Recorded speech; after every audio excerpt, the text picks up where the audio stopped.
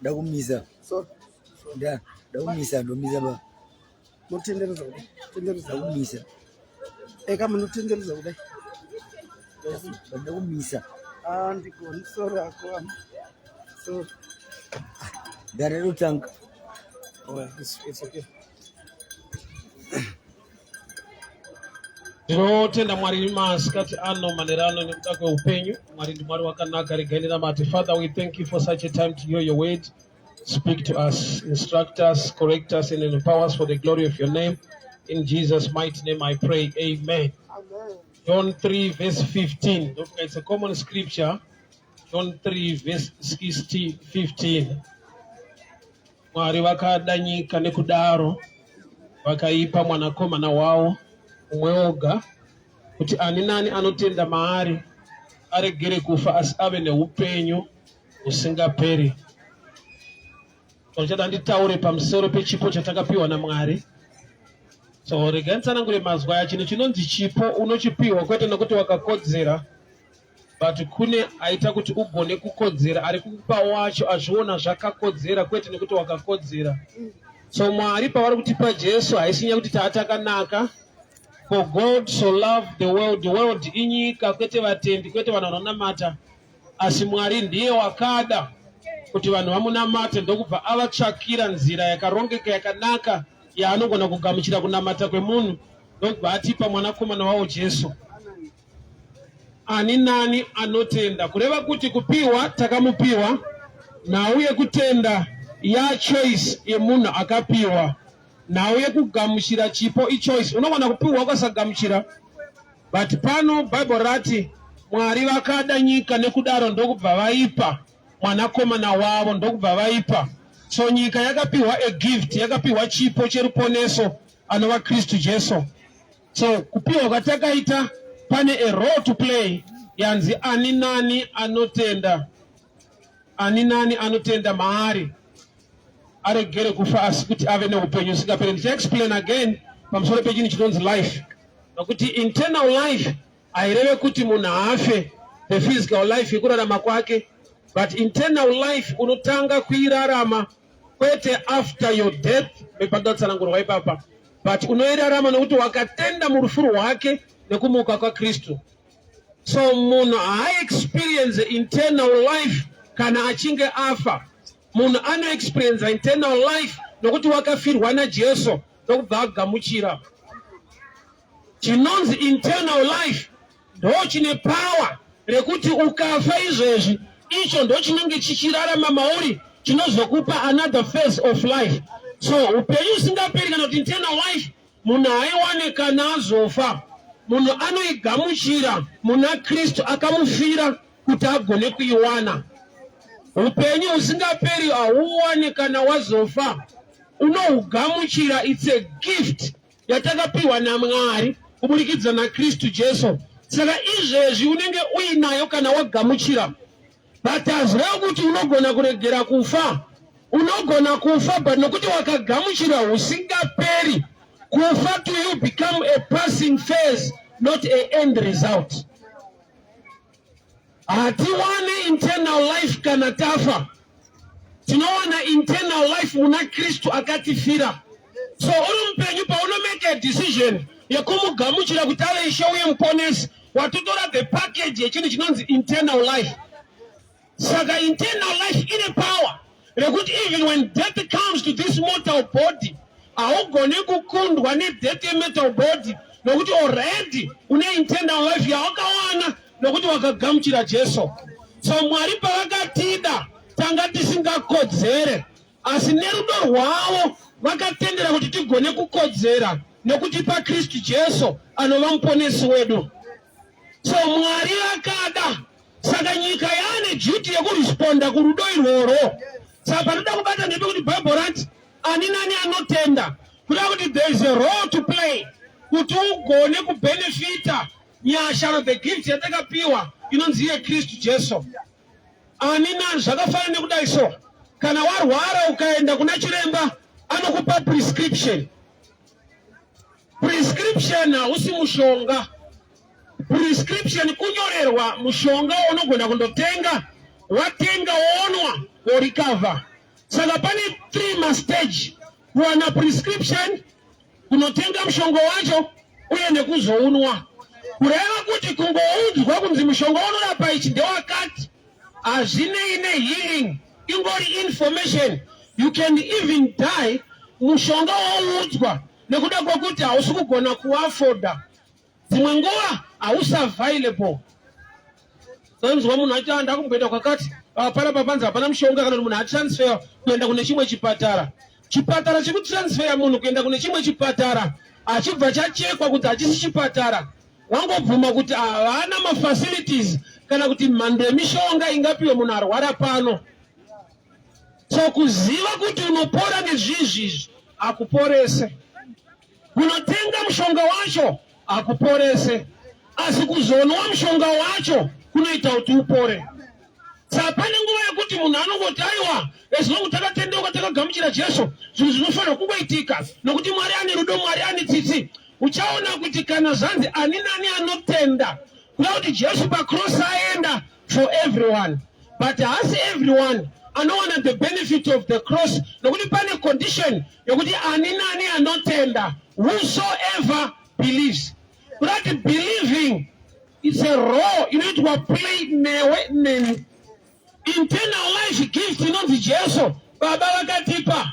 Believing isarudzo yandinoita ini kuti ndimugamuchire. Saka uchaona kuti tine vanhu vanofungidzira kuti it's automatic nokuti inzwara Jesu akafira munhu wese, asi isarudzo yemunhu wese kuti agone kumugamuchira ave a partaker of the gift inonzi Kristu.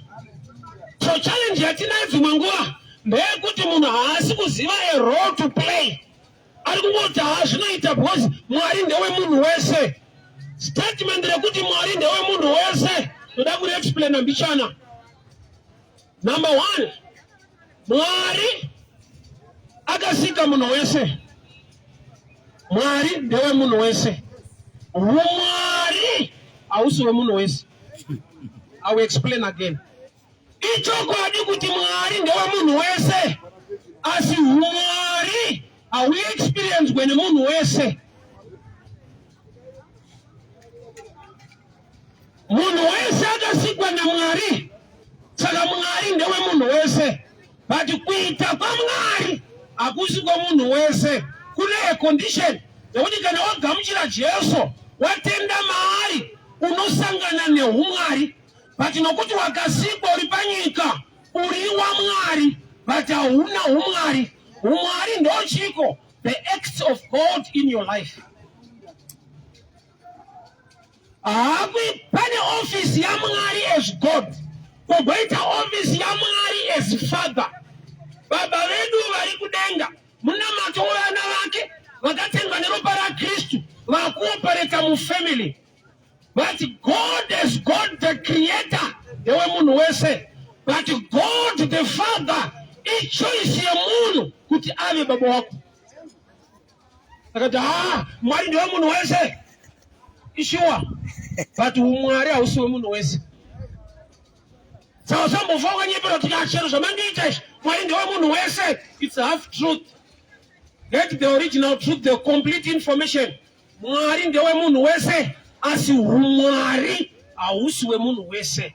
The acts of God are designed to deal with the children as Father.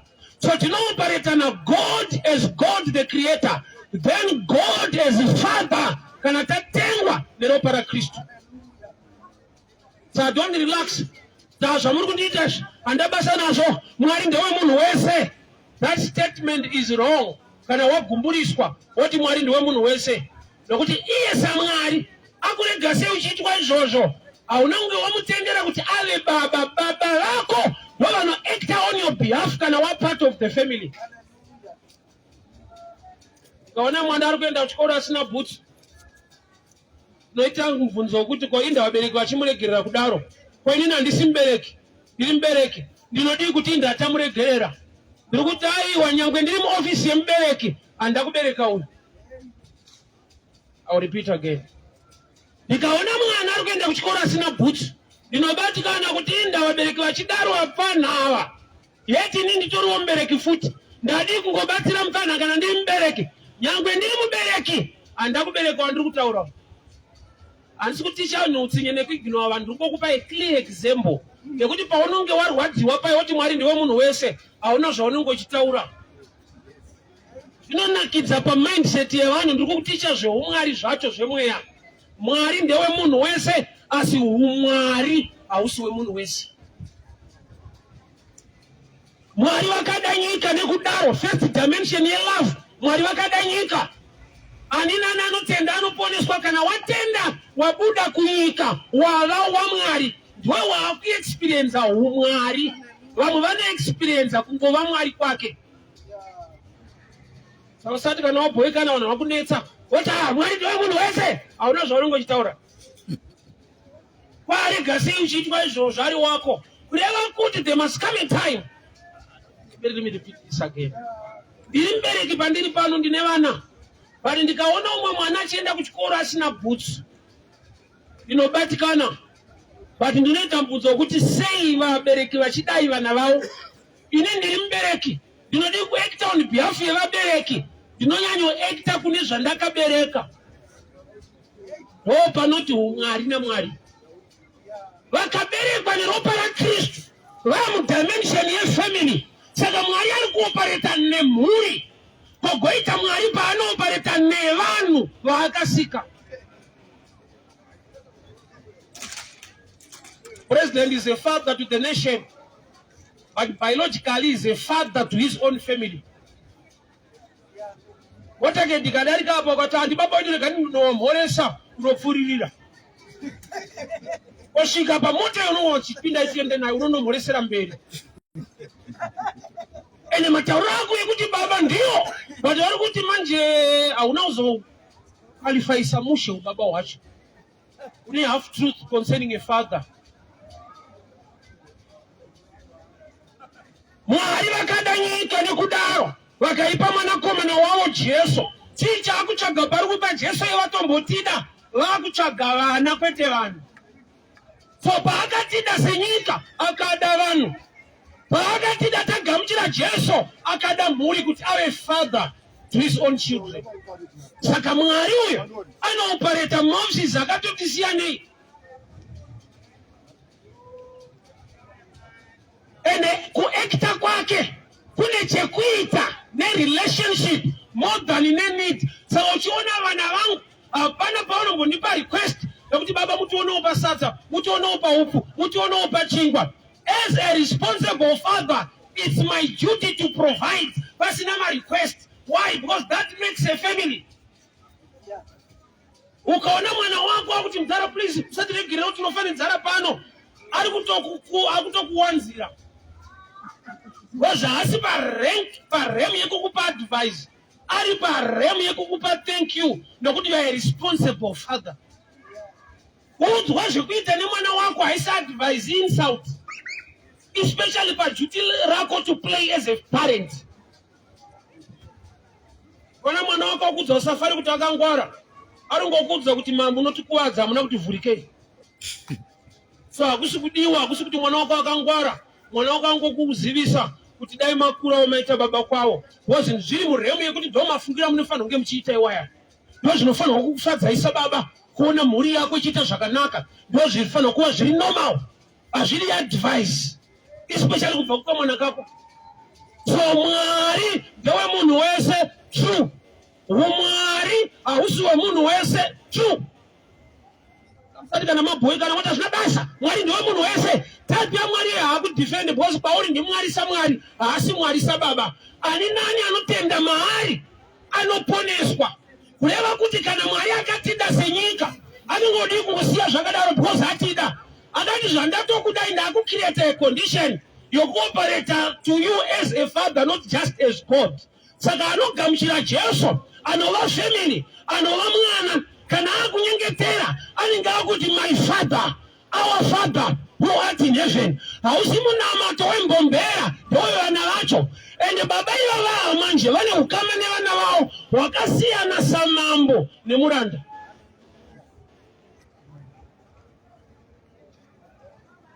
So there's a condition. Anina na anotenda. Wenda unzahamba katofirwa naJesu, don't worry, Mwari ndiwo munhu wese unongochinyeperwa nawe kunamata inotodawo futi ka knowledge mbichanaso. Kune ma-dimensions nokuita kwaMwari kunongodenwa bedzi kana munhu aita play the duty or the role yaanofanirwa kuita aine tsitsi kudaro ari guided neshoko rake. Wakaona wrestling iwewe kana vanhu vachitorwa ari madoubles ayo ukanyanyorohwa mumwe wako haatenderwe kupinda nokuti wanyanyorohwa, ende ukanyanyochema haatenderwe kupinda nokuti wachema. Anotodziviswa nareferee, yeti referee hana side raanotora, anotora side relaw remurau remutemo kuda kuti iwe wanyanyorohwa ziva zvekuita kuti uchiregera kunyanyorohwa. Unoitei wanyanyorohwa? Unorohwa uchiswedera kune mumwe wako ari fresh. Saka uchiona kuwrestling zvavanoita, ukana uchiswedera kune mumwe wako anongomira kukurohwa, anokudhonzera kunoko, ari kukunyima kodzero kuti unyatsotsikwa.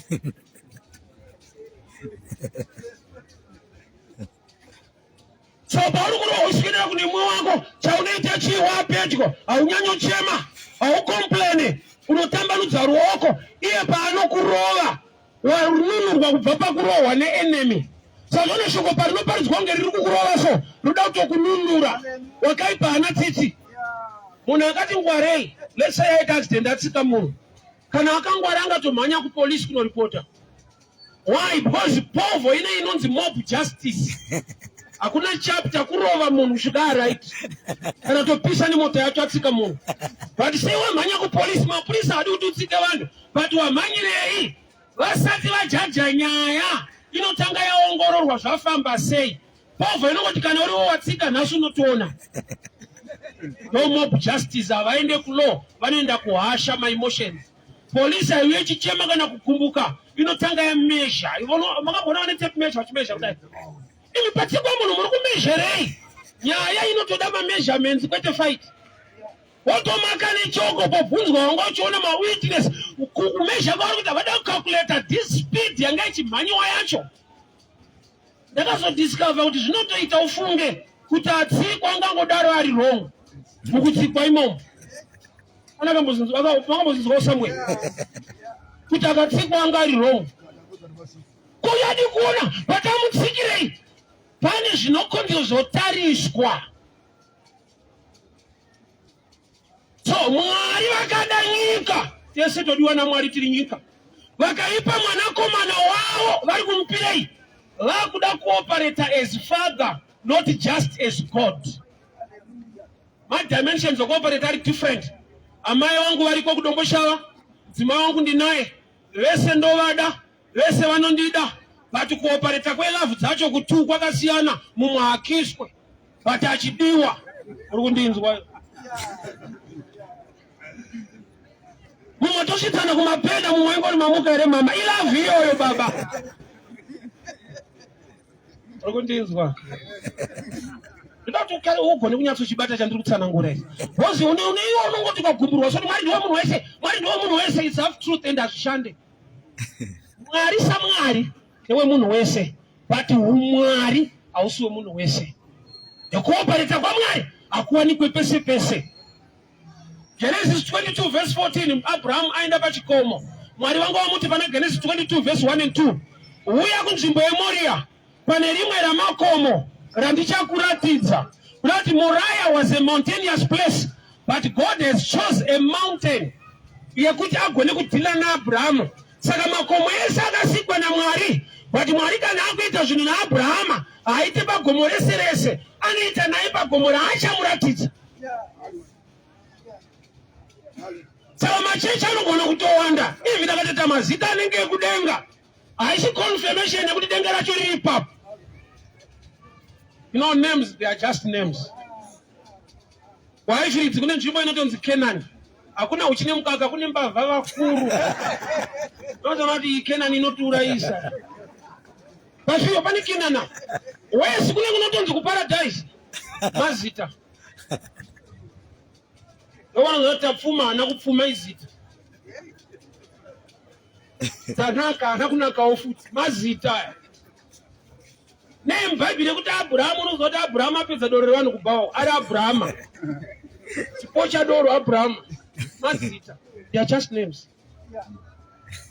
Saka mazita Paul akapinda mune imwe kereke paAthens akaona yakatonyorwa kuna Mwari asingazikanwe. Kwete pabhawa pachechi yabvuma kuti Mwari uyu hatimuzive but chechi tofanorowa. Very possible kuita zvechechi kwete zvaMwari. Zvokuti naMwari wacho angatotamira wabuda imomo kuti ataure nawo. Acts chapter 8. Muranda wakanga asabuda muchechi achitobva kuJerusarema achienda kuEthiopia. Mwari vakamutumira Philip akanoparidzira munhu abuda muchechi. Kurati Mwari pamwe pacho ndokutamira dai wabuda atataura. Bosi iye kuti apinda ninge abvumirwawo futi kana zvaMwari havadi vanoda zvavo. Look to Jesu mwana waMwari achida kunoberekwa kuBhethlehema. Vanhu kwakashayika nzvimbo. Vakuru nyika ndeyaMwari nekuzara kwayo.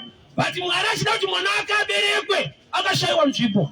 Saka Mwari muridzi wezvinhu anogona kushaya nzvimbo muzvinhu zvake vanhu vachiita zvavo. Very possible.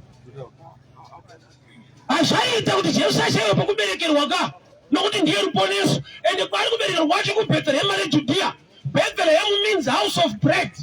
And Jesus is the bread of life. But the bread ndobva yashaya room muimba yechingwa. Zvazvimoto zvazvine space. Original bread hakuna. Very possible. Haisinya kuti ndapinda chechero chikuru kunamata. Self truth.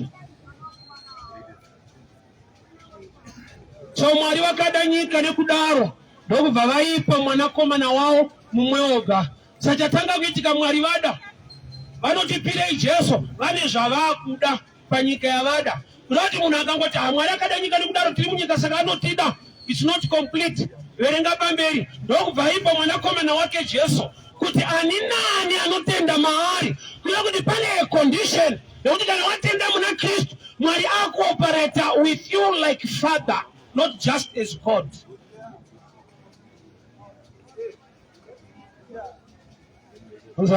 Avanoita zvemasvikiro kunamata kumwe chete inga vanototaura vachiti mutisvisire kuna musika vanhu. It's not complete. Iye ndiye akachuza a way. Isu taiva nenzira yekuenda ikoko. Iye ndokubva ataura nzira inosvika ikoko. Hauna kunzwa shona. Isu taiva nenzira yataiti inoenda ikoko. Papa neproof here ameno. Takatsvaka nzira pamadzimu nemashavi kuti ndio inoenda kuna musika vanhu. Iye wacho ndokubva ati nzira inouya kuno inoita kuti muponeswe ndiJesu mwanakomana wangu. Kurati iye ane nzira yaanoda, isu tine nzira yataida. Isu taida inoenda, iye ndokubva atudza inosvika. Hauna kunzwa, I'll repeat. Taida nzira inoenda kuna Mwari, which is a good thing. But iye ndokubva atipa nzira inosvika. Saka kuti inoenda nda problem nazvo kusvika ndonyanya. Vanhu vakatsvaka nzira inoenda kuna Mwari. Mwari ndokubva atipa Jesu inova nzira inosvika kuna Mwari. Saka kuti vadzimu yedu inoenda kumusoro handa problem nazvo kusvika ndonyanya chete. Vari kumusoro motisisira kuna ningi, motisisira kuna ningi. Handisi kuramba kumusoro, but nyaya tiri kuda kusvika. Dzimwe road dzinotanga zvakanaka but wapakata unoona paungonzi no road. Kana timwa yesvika inobva yangotenderera. Inonzi crescent marokesheni. Unoti ukapinda nayo unodzoka pawabva but unongowamboti fambei but hapana kuri kuendwa. So vanhu pakunamata masvikiro zvimwe zvese vakatsvaka nzira inoenda kuna Baba, which was a good idea. Baba ndokubva ona kuti vanhu vane shungu ndokubva vatipa nzira inosvika. Yo hadi inosvika hada inoenda.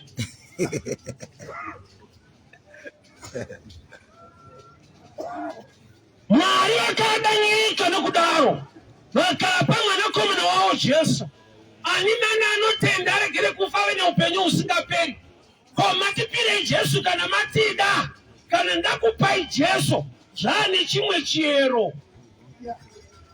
Mavavana hamusisiri mabva paremu yekuti vanhu munhu wese munhu waMwari, but HuMwari hauoneke pamunhu wese. Anozvati kuna vanhu vanogara muno muZimbabwe vasingatomboziva Zimbabwe yacho zvokutodarikwa nematorist ndoanokudza neZimbabwe yakadai, Big Force yakadai, iwe unongori muZimbabwe ari muZimbabwe asingazive Zimbabwe. Very possible. Kutoudzwa neari kuAmerica kuti ndakambosvika kuBig Force ndikasvika kugona nezhou, iwe unongori kuNorton. So you see kuti now yekunamata Mwari ine chiyero. Mwari vakadanyika sokudaro. Saka tisi tudiwa. Saka anotipire Jesu yaatida another dimension of love. Alina anotenda mahali ya imwe condition. Kana matenda akuoperate sababa kwete samwari. Office yake samwari wemunhuwese sababa ndewe wakatengwa neropa raKristu vana vake. Saka kuita kwa baba nekuita kwa Mwari zviri tu zvakatosiyana. Kutaura the acts of God. Hamsati neti Mwari ndewe munhuwese unokuwara nazvo izvi. Ndewe munhuwese samwari but ndewe baba kuvana. Baba vanomda ndipo kupa izvi. Ndikaona mwana ari kufamba asina bhutsi ndinobatikana but ndinobva ndatinda wamuvabereki vachidai. Yeti nini ndiri mubereki ndodi ukasota. Ndiri mubereki but handaukabereka. Kakwarira office. Kuva mubereki ndiri mubereki but nokuti handakakabereka kanogona kuchovha kasina bhutsi. Amen. Why responsibility haisi mubereki ndeye akabereka. Mwari ndewe munhu wese, that's true. Kosa life yako isingachinje upenyu usingatransforme. Wakagumira pakuti Mwari ndiMwari. Come to a dimension yekuti ukatengwa neropa raKristu vakava baba. Kana munhu baba anoperate muresponsibility than mumarequest. Vana vangu vane zvavasingakumbire zvandinovaitira nokuti vana vangu uye ndovada. Nokuti ndevangu ropa ravo ndo rino request kudarika miromo. Gane mwana wake Ishmaeli vari muBheersheba mudesert place. Vese vaine nyota vaine nzara. Vakatanga kuchema. Mwari ndokubva ati kuna Hagai, chiregera kuchema nokuti Mwari vanzwa kuchema kwemwana. Yet both of them were crying. But denga rabvuma kuti nyangwe machema pane one watanzwa. Pa munodi kunzwa ne volume homba ne voice samayo. Atinzwe ma words tinonzwa blood. Ukama wemunhu naMwari uri muropa raKristu. Ropa ndo rinotaura. Unoziva kuti ropa rinotaura. Ndo basa ratinashe Mugabe. Anotsvaga evidence yeropa kwete yemashoko kuti ane nhodzerwa ane mhanzi aseni. Unobva ipapo uri cosmos. Zvenhodzerwa zvese unoenda kumakuva nazvo. Kanenge junior asi akuru. Omana akati mfe musara wa cosmos. Babakudzi unochipa. Ropa rine masikireti wena ekuti waugona kuataura ndo rinongotengesa. Unogona kuenda kuchipatara uchiti ndine flu ukangonzi mutorei ropa unoziva pane dzimwe nyaya. Iwo watova uchiti flu but ropa rako rinogona kuzodza chiremba kuti ungaseronetsana neflu mukuru wakuwara. Blood speaks. Ropa rinotaura. So Mwari vakadanyika nekudaro ndokubva vapa mwanakomana wavo. Saka first dimension yelove takadiwa senyika. Second dimension yelove ari kutida sababa uye tiri vana kana tatengwa neropa raKristu. So sarudzo yekugamuchira Jesu haisi mistake. Sarudzo yekuva mwana waMwari inokurelifa pane zvimwe zvokuswera uchichema nokuti baba vako vakatendeka vane rudo vane hanya newe zvokuti mamwe madimensions aunochemera anoitirwa vamwe vasina kuchema nokuti ndeveko. Mwari anizwira tsitsi dzaMwari dzakavigwa muna Kristu Jesu nokuti ropa raKristu kararama mauri rine zvarinotaura concerning you even iwe wakanyarara. Hagai regera kuchema nokuti Mwari vanzwa kuchema kwemwana. Pamwana kari kuchema zvishoma ende ukariverenga rinoti mwana anga akaiswa pasi pegwenzi. Hagai akaenda at a distance akati handingaone mwana wangu achifa ari pasi pegwenzi, which means the boy was covered. But denga rakamunzwa hakuna chinovhara ropa kana rakutaura.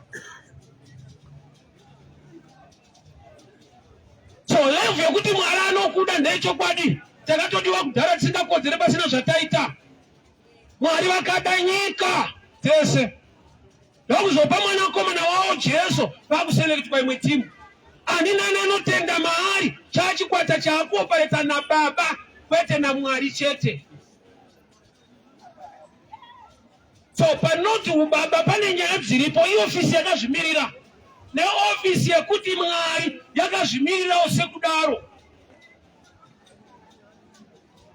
Madhimoni ari mudarigoni paaichema kuna Jesu, mwanakomana waMwari mauya here kuzotiparadza? Asi kuti mwanakomana wababa wedu anozvari kurelationship atiko, asi pakuva Mwari ndiMwari nekwatiri tese. So ndauya kuzongokuudza kuti yekungoti Mwari ndiwe munhu wese inokuurayisa. Haasi kuoperata nemunhu wese saMwari sababa, but saMwari yes, sababa only to those who are born again, vakagamuchira Kristu kuti ave Ishe uye muponesi weupenyu hwavo. Iyo subject yekuti munopinda kupi, munopinda kwani, kuri pofu here. No, I'm talking about the relationship. Kwa unotopinda ya phase 2 inzwana. Dai una understanding a kingdom wairumurwa kubva pano knowledge yauinayo shoma pamusoro pekuti chechi yakati, prophet wakati, mfundisi akati. Knowledge ye kingdom ngaikurumire kubva ipapo. Nyika pachayo ine mabhawa akawanda nemashabhini. Hakuna anocomplaina. Takushabhini kwazodai, urazodai wese anotora kuDelta. Wawa kushabhini ndo wawa kuJemasoni kana iri black label. Azoti ayemushabhini ndofunga isiriyo. Itori original. Ivenyu inzvimbo chete. But ndo weko. Saka chana munhu anoprefer kunwira kuseri kwemba kushabhini. Abatikani aiwa ndiwo.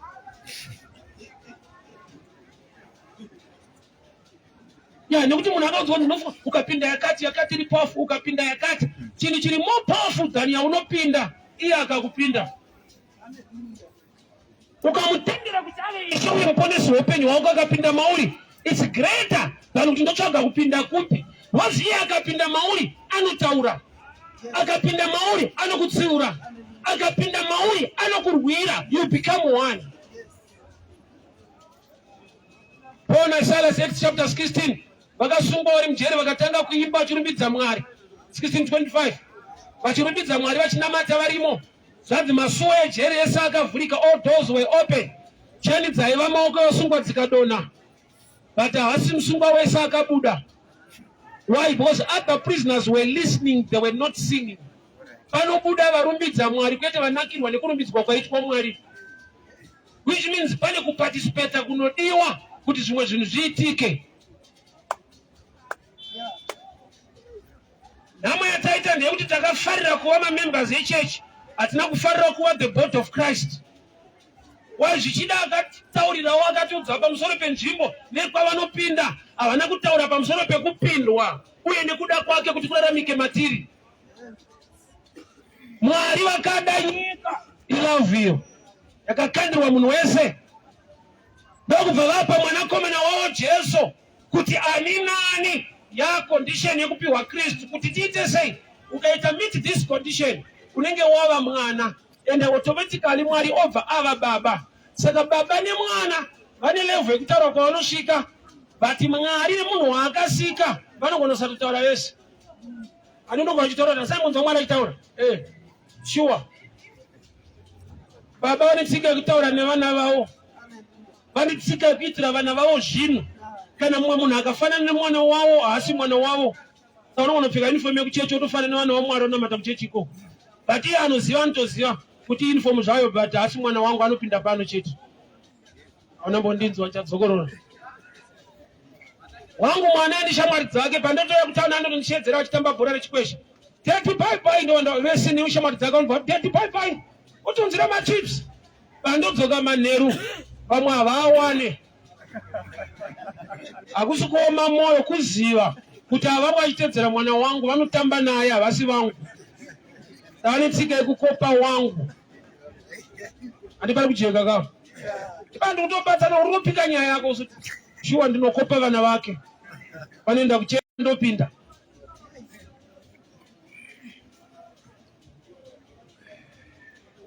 Kuendwa but wakanoitei kwabuda nei ndatoimwe story. Anozati pane munhu wekutoti pakanzi marofa emunamatirwa auye, but anotoziva kuti ndikushandira mahara. Ngaiwethere manager from you. So Mwari ndewe munhu wese ichokwadi. HuMwari hausi wemunhu wese ichokwadi futi. Chaunotoda iwe HuMwari kwete Mwari chete. Mwari. Nekuti nekumadhimoni anotoziva kuti kudenga kuna Mwari. Pakataona Jesu kuti mwanakomana waMwari, haana kuti mwanakomana wababa wedu. Anoziva kuti paukama pane nyaya, but pakuva Mwari is God over everything and anyone.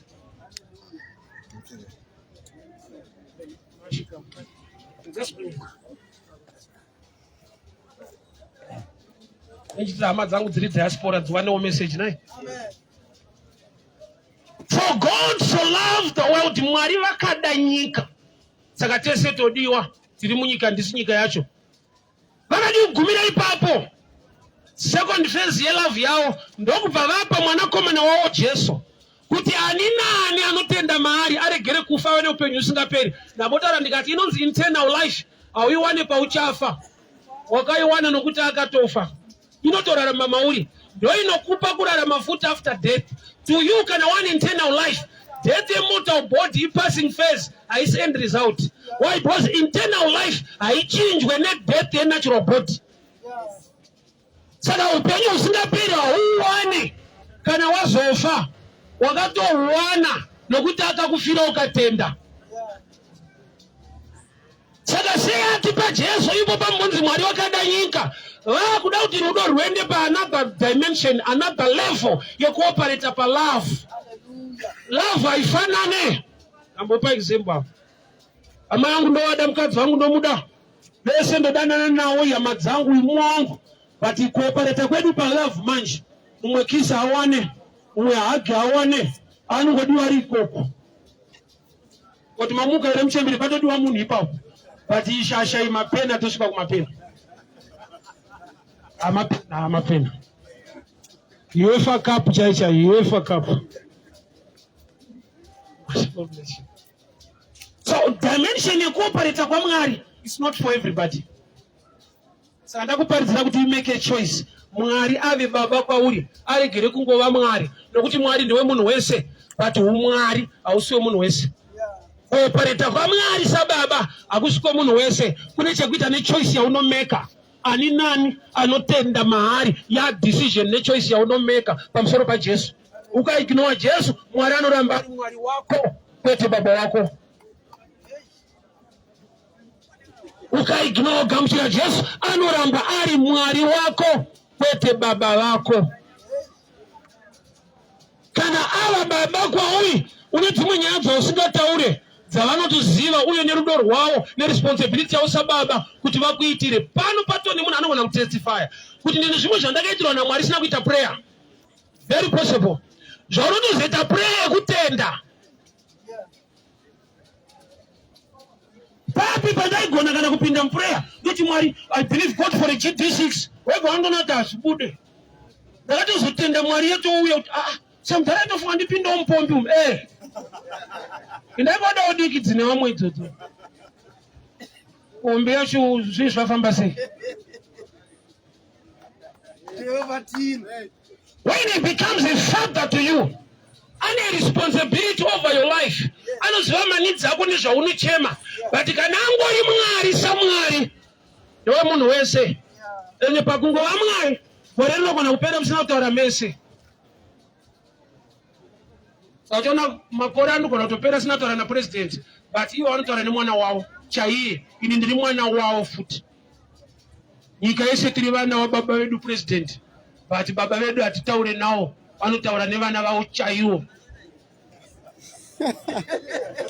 Saka akakumboenda mudambu yako yose tandara mudhara. Unotandara zveupenyu hwese.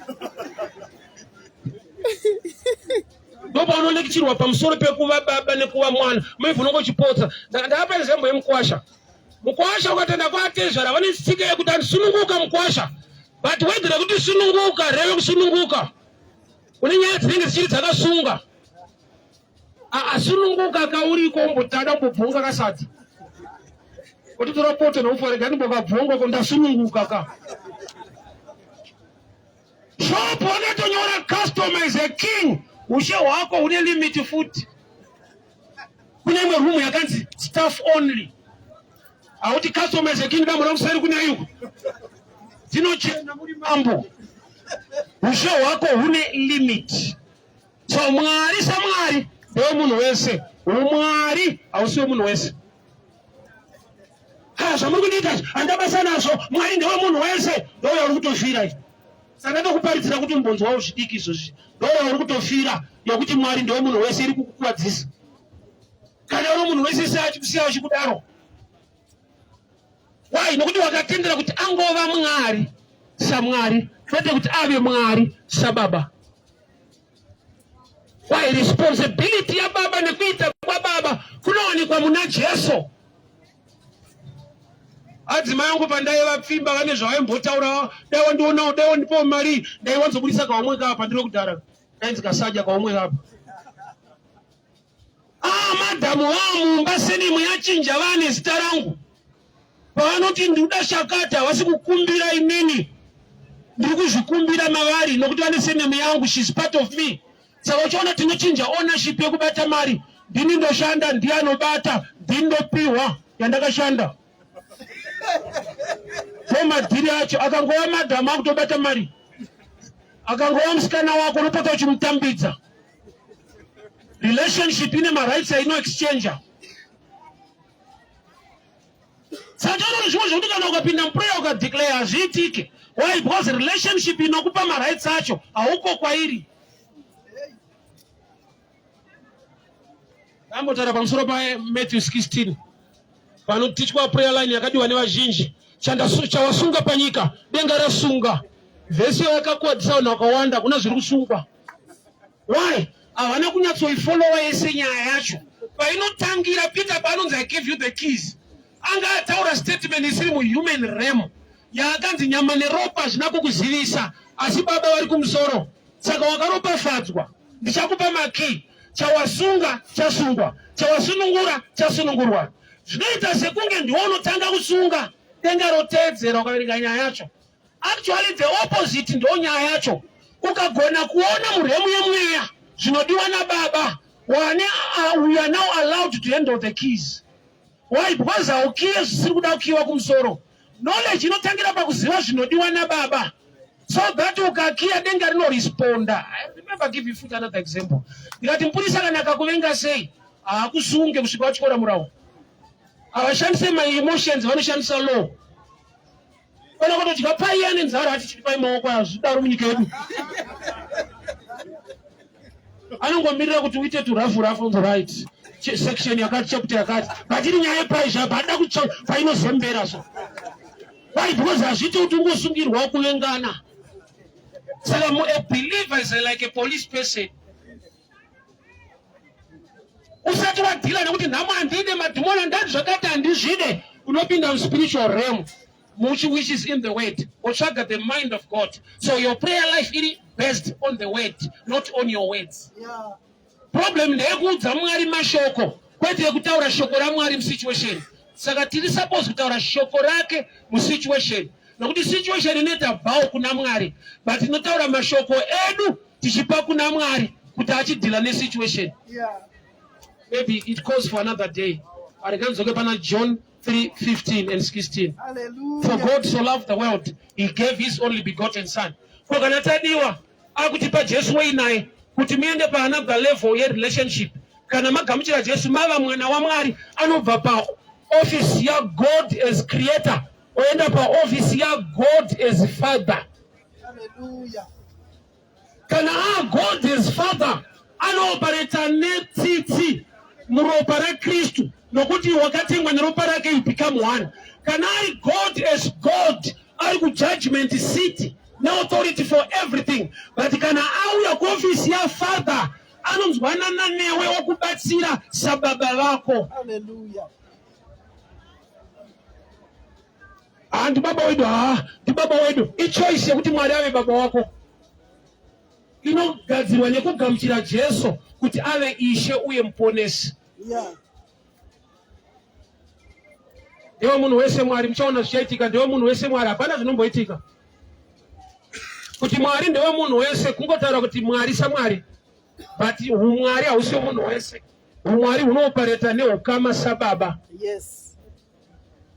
Sa ichoice paremu number 2 yekuti akada nyika, number 1 wadiwa, number 2 akapa Jesu anina anotenda mari wakuenda another level of love.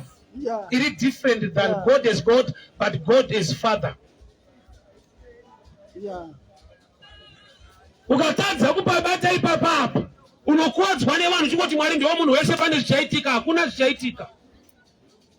Anodefenda nekuitira vake vaakagamuchira vakamutenda vakauya kwaari kufamba nawo sababa nevana vavo.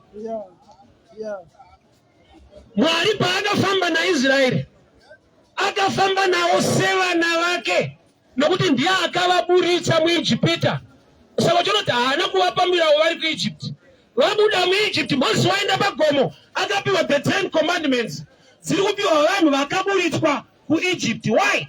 Nokuti mukapiwa muri kuIjipti Saturday Sabata Faro ari kuda vanhu kuovertime, hakuendeke kunonamata kana Faro achikuda kubasa. Unotanga wavawo wake akusunungura wani chinhu mochipanana zvafana nemurume. Nyange ukadati vakadzi vakasvika dzimba vasasvibirwa uri mutauni, unoudza wako wawakarora. Hauti ifamba mutauni kuma6 waona mumwe mukadzi arikufamba nemakadi mama inguva idzo kudaro unoti muri kutaura unosungiswa. Hautaura zvakanaka zvinoudzwa wako. Why? Because kana ava wako you have authority pamusoro pake, kana iye anosubmita nokuti uri wake. So nhamo yataita ndeyekungoti Mwari ndiMwari, achada kumunza paremu yenu relationship yokuti Mwari ave baba. Kana ava baba, your prayer life yako uchaona kuti pane nyaya dzinoreruka dzausingachemi but dzinoitika automatically nokuti iye anokuda ende munodanana uri mwana wacho. Wamboona mukadzi kana aine pamuviri change of appetite yakagamuchirwa even nemurume wacho, kana akati ndiri kuda pizza murume anoti mhanya mai akuuya nayo, but akangobereka chete akati pizza, anoudzwa maworking conditions, mashandiro atiri kuita nyika kwayakuenda, inflation, unotsana kuzvionesa unoti haichabuda. Kwapambo manyirei ari kuziva kuti chiri mauri ndochacreate appetite ende chiri mauri chakabva kuno. Ndima ndanyima mufesi wangu ari ikoko. Saka ukagamuchira Jesu paunochema kuna baba vanonzwa mwana wavo mauri. Inga Jesu anoti kana maakukumbira kumbirai muzita rangu, iye aziva kuti tine edu. Anoziva kuti edu anokuwadzisa.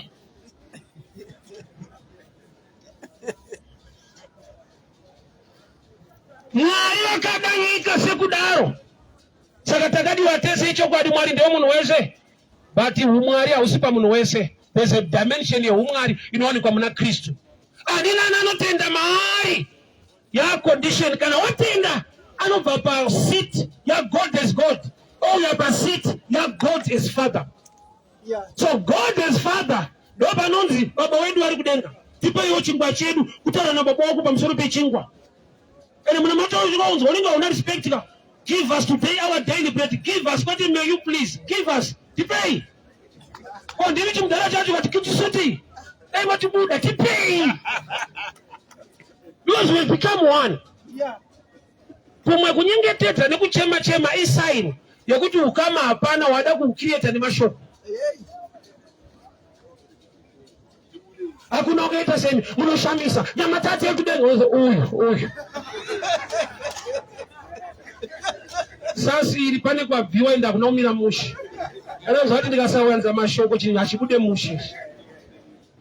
Wamona kuoperedza kwaJesu even paprayer Lazaro. Anoti Lazarus come out.